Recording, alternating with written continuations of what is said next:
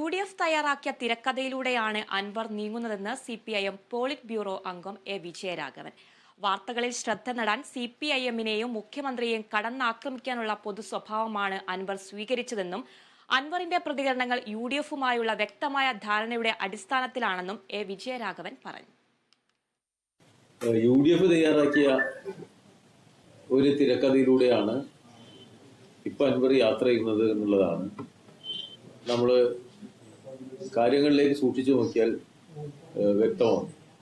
കേരളത്തില് വാർത്തകൾ ഉണ്ടാക്കാനും മാധ്യമ ശ്രദ്ധ നേടാനും CPMനെയും മുഖ്യമന്ത്രി സഖാ പിണറായി വിജയനെയും എല്ലാം കടന്നാക്രമിക്കാനും നടത്തിയ പരിശ്രമങ്ങളുടെ പൊതു സ്വഭാവം നോക്കിയാൽ അത് UDFുമായുള്ള വ്യക്തമായ ധാരണയുടെ അടിസ്ഥാനത്തിലാണ് എന്നുള്ളത് നമുക്ക് ബോധ്യമാവും.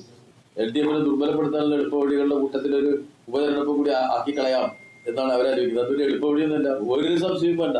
നിസ്സംശയം അവിടെ UDF പരാജയപ്പെടും എന്ന കാര്യത്തിൽ യാതൊരു തർക്കവും വേണ്ട. രാജിക്ക് പിന്നാലെ